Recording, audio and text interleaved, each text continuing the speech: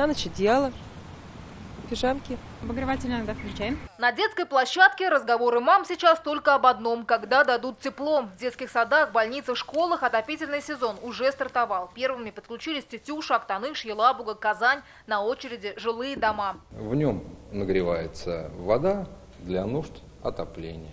Котельные республики, а их более 2000, на 99% готовы к пуску тепла в квартиры. Осталось включить газ и запустить насосы. С подготовкой справились. Гидроиспытания тепловых сетей, ремонты тепловых сетей, реконструкции тепловых сетей, а также реконструкции источников тепловой энергии, а также их капитальный ремонт.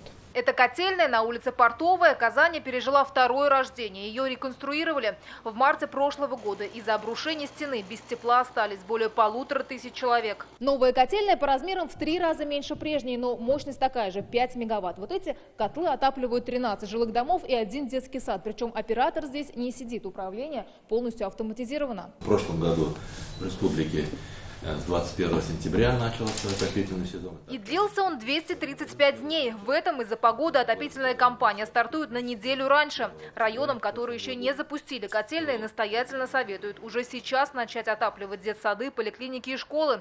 В жилые дома тепло начнут постепенно подавать завтра. Исключение лишь там, где еще идет капремонт. Осталось 18 домов в Казани, в Зеленодольском районе, в Пестрячинском районе. Те, которые продолжают работы по ремонту крыш, фасадов и систем теплоснабжения, к 30.09 поставим задачу, чтобы эти работы были завершены и дома имели тепло.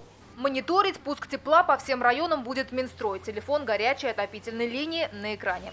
Анна Городнова, Андерсон Тальцев, ТНВ, Казань. Смотрите все новости дня, программы и фильмы в наилучшем качестве на YouTube-канале ТНВ. Подписывайтесь.